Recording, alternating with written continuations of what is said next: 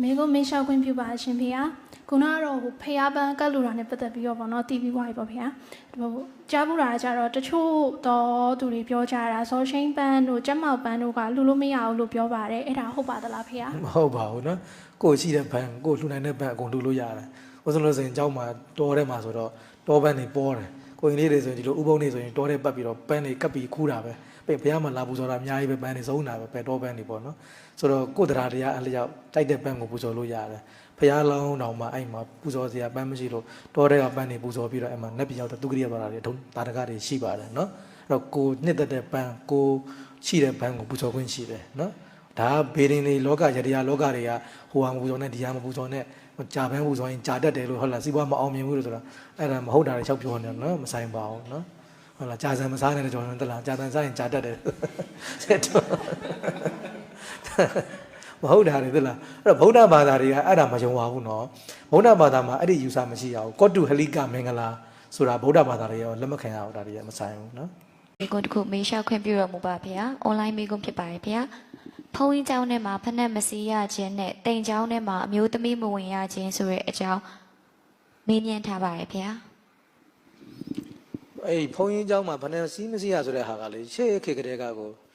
ဟိုဆရာတော်ကြီးတွေအခြေအတင်းတော်တော်ဆွေးနွေးပြောခဲ့ကြတာလေဖက်နဲ့စီးတာကိုကြိုက်တဲ့ဆရာတော်တွေရှိတယ်မကြိုက်တဲ့ဆရာတော်တွေလည်းရှိကြတယ်ဒါပေမဲ့ယနေ့ခေတ်ကျတော့အားလုံးကတော့လက်ခံတော့ကြပြီဖက်နဲ့စီးတဲ့ဟာကိုပေါ့နော်ဘုန်းကြီးเจ้าတွေအားလုံးယနေ့ခေတ်ကတော့ဖက်နဲ့စီးခွင့်ပေးလိုက်ကြတယ်ရှေ့ကတော့တော်တော်အခြေအတင်းဖြစ်ကြတာဆရာတော်ကြီးတွေအကုန်လုံးနှီးပါစတက်ပေးတဲ့ဆရာတော်ကြီးတွေတိုက်တဲ့အကုန်လုံးညင်းကြခုန်ကြတာပါနော်ဖက်နဲ့စီးသိမစီးသိဆိုတာဒီနေ့ခေတ်ကတော့အကုန်လုံးလက်ခံထားပါပြီဖက်နဲ့စီးလို့ရပါတယ်နော်တခုတော့ရှိတာပေါ့နော်တခုတော့ရှိတယ်ဆိုတာကတန်ဃာတွေနားကိုဖြတ်သွားရင်တော့မစီးနဲ့ပေါ့နောက်ကျောင်းထဲမှာဘုရားစီရီတွေနားကိုရောက်ရင်မစီးနဲ့နော်ကျောင်းထဲမှာစီးတယ်ဆိုပေမဲ့လည်းတန်ခါနားကိုဖြတ်သွားရင်ဘယ်နဲ့မစီးပါနဲ့နောက်ခုနကဦးဇင်းတို့ကျောင်းလိုက်လို့ဆိုရင်မလုပ်ရလဲဆိုရင်တန်ခါနားကိုဖြတ်သွားမယ်ဆိုဖက်နဲ့ရှုပ်ပြီးခဏရက်နေပါတန်ခါကြော်သွားမှစီးပြီးပြန်ဆက်သွားပါပေါ့နော်ဒီလိုသင်ပေးရတယ်ဟိုဖက်နဲ့တန်ခါကိုနားကိုတန်ခါဖြတ်လာတယ်ဆိုရင်ကိုခဏရက်လိုက်ပါဖက်နဲ့ကရှုပ်ပြီးတော့လောက်ကလေးရှိထားလိုက်ပေါ့တန်ခါကြော်သွားပြီဆိုမှဖက်နဲ့ပြန်စီးပြီးဆက်သွားပေါ့နော်အဲ့လိုမျိုးကဒါသင်တော်တယ်ပေါ့အခါတော့မဖြစ်ဘူးလေနောက်ကျောင်းထဲမှာခါစီဇီရီတွေရှိတယ်အဲ့နားကဖြတ်သွားမယ်ဆိုရင်လည်းဖက်နဲ့ကိုရှုပ်ပြီးတော့ကင်ပြီးသွားတာကောင်းတယ်ဇီရီနဲ့ကလန်းလန်းရောက်တယ်ဆိုတော့ပြန်စီးပေါ့နော်အဲ့တော့တန်ခါနားဇီရီနားမှာဆိုရင်တော့မစီးပါနဲ့လို့ကျောင်းထဲမှာဆိုလို့ရှိရင်ဒါအခါတော့ဖြစ်လို့ပေါ့နော်နောက်ခုနကတိမ်ထဲပေါ်မျိုးသမီးဝင်ရဆိုဒါတော့လုံးဝမားပါတယ်နော်တိမ်ဆိုတာကယောက်ျားမိန်းမဘာမှမဆိုင်ပါဘူးလူနဲ့လုံးဝမဆိုင်ဘူးတိမ်ဆိုတာယဟန်တော်တွေကန်ဆောင်ဖို့တတ်မှတ်ထားတဲ့ area တစ်ခုသာဖြစ်ပါတယ်အရင်မြင့်မြတ်တဲ့နေရာမဟုတ်ပါဘူးတချို့က holy place လို့ပြီးတော့ဟုတ်လားမြင့်မြတ်တဲ့နေရာဟာလားအဲ့လိုထင်နေကြတာလေတိမ်ဆိုရင်တော်တော်လေးမြန်မာတွေကအရင်အမျက်တနိုးထားလေးရှိတယ်ဘုန်းကြီးတွေလည်းအစွဲလေးရှိကြတယ်ဦးဇင်းတို့ကြုံမှုတယ်ဆရာတော်တပါးလည်းအဲ့လိုပဲဦးဇင်းတို့ဓမ္မဂရိကနာမည်ကြီးဆရာတော်တပါးပဲဆရာတော်ကြီးတပါးရဲ့ဇာပနာပွဲပေါ့နော်အဲ့တော့ဦးဇင်းတို့ရှိတယ်အဲ့ဓမ္မဂရိကဆရာတော်ကိုပင့်တယ်အဲ့ဆရာတော်ကြီးရဲ့ရုပ်ကလပ်ကိုဦးဇင်းတို့တိမ်ချောင်းပေါ်မှာထားတယ်တိမ်ချောင်းပေါ်မှာထားတော့အဲ့ဓမ္မဂရိကဆရာတော်ကြီးကိုအော်ရတာပြဖို့ပင့်တယ်ဆရာတော်ကြီးလည်းလာတယ်သူတိမ်မမသိဘူးဆိုတော့အဲ့မှာသူတိမ်နမိတ်တိုင်တွေဘာတွေကရေနမိတ်နဲ့သမုတ်ထားတာဆိုတော့ကြောက်တိုင်မရှိဘူးတိမ်နမိတ်မမြင်ရတော့သူတိမ်လို့မထင်ဘူးသူလာတယ်ဖက်နဲ့စီးလာတယ်သူအထက်ကနှစ်ထက်ဆိုတော့အောက်ထက်ကိုသူဖက်နဲ့စီးဝင်တယ်နောက်မှဦးဇင်းတို့ကကြိုဆိုတာပေါ့ဆရာတော်ကြီးကိုကျွန်တော်သူတက်ပြီးခါကြောင်သူမေးတယ်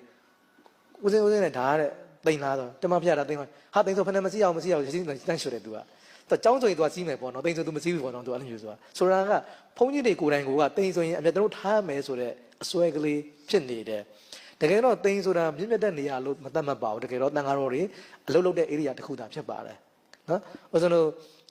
အများနဲ့ပြောပါတယ်ဝီနည်းလေ့လာလို့ရှိရင်နားလဲပါတယ်အခုဒါဒီရက်ွက်ဆိုရင်လည်းဒါတိမ်ပဲတကယ်တော့ပါဠိလိုပြောမှဆိုဂါမတိမ်လို့ခေါ်တယ်ဟိုကကမ္မဝါဒနဲ့ဖတ်ရတဲ့တိမ်ဒါကမ္မဝါဒဖတ်စရာမလိုတဲ့ဂါမတိမ်လို့ခေါ်တယ်ဒီမှာလဲဦးဇင်းတို့ယဟန်ခံလို့ရတယ်ကန်နေပါတယ်ဆောင်းလို့ရတယ်ဒါပေမဲ့ဒီရက်ွက်မှာရှိတဲ့ယဟန်တော်တွေကိုပင့်ဖို့တော့လိုတယ်ဟိုတိမ်ထဲမှာကျတော့ယဟန်တွေပင့်စရာမလိုဘူးဒါပဲကွာတာဒီမှာကန်ဆောင်ဒီမျိုးထဲမှာဦးဇင်းတို့ယဟန်ခံလို့လည်းရတယ်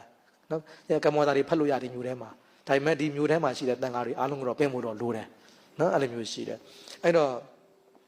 ့ဒါကိုကြတော့ဂယုဆိုင်ဘူးလေဟိုမျိုးထဲမှာကျွန်တော်ဖက်နန်စီးတယ်ကျောင်းရွာထဲမှာဖက်နန်စီးတယ်ကျောင်းထဲမှာဖက်နန်စီးတယ်တိမ်ကြတော့မစီးဘူးပေါ့နော်မဟုတ်အမှန်ကတိမ်ဆိုတာကဥစဉ်လို့ကန်ဆောင်ဖို့တတ်မှတ်ထားတဲ့နေရာတစ်ခုသာဖြစ်တယ်ဘသူမဆိုဝင်လို့ရတယ်စီးလို့ရထွက်လို့ရတယ်ဘုရားလက်ထက်ကဆိုလို့ရှိရင်ရာဇယိုမျိုးတစ်မျိုးလုံးကိုဒါအရှင်သာရိပုတ္တရာကိုယ်တိုင်သမုတ်ထားတာကမ္မဝါစာဖတ်ထားတာရာဇယိုမျိုးတစ်မျိုးလုံးကတိမ်ကြီးပဲအဲ့ထဲမှာဈေးလဲရောင်းတယ်ချက်လဲဆက်စားတယ် အိမ်ထောင်ထဲပြုတ်ကြတယ်အညစ်အကြေးလဲဆုံးကြတယ်ကုတီလဲတက်ကြတာပဲဟုတ်တယ်လားတိမ်ထဲမှာပဲဒါဟုတ်တော့အဓိကတိမ်ကလူနေချင်းမနေချင်းမဆိုင်ဘူးလေရဟန်းတော်တွေကန်ဆောင်မှုအတွက်ကမ္မဝါဒနဲ့သမုတ်ထားတဲ့နေရာတစ်ခုသာဖြစ်တယ်မြင့်မြတ်တဲ့နေရာလို့မသတ်မှတ်ပါဘူးနော်ဒါကြောင့်ကျွန်တော်တိမ်ထဲကိုအမျိုးသမီးမဝင်အောင်ဆိုတာမဟုတ်ပါဘူးလို့နော်